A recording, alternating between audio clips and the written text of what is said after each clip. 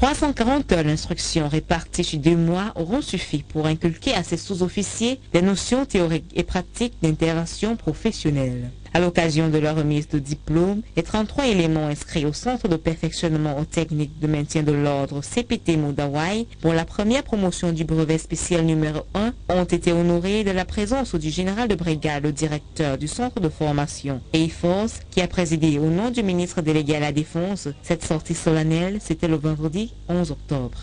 Il s'agit de lutter d'abord contre le grand banditisme.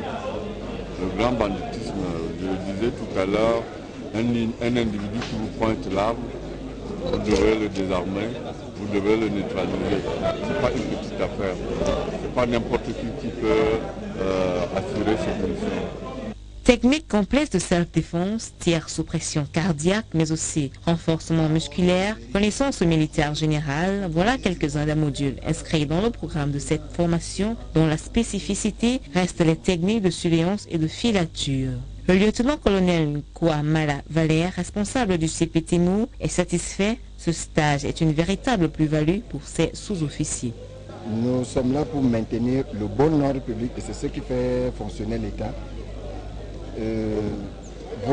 La sécurité des citoyens, la sécurité de leurs biens, les bonnes choses aux bonnes places. En fait, les enseignements que nous leur avons donnés leur permettent aujourd'hui de débloquer des situations de crise. Avec une moyenne de 16,33, le maréchal de logis Bibongo français se hisse à la première place.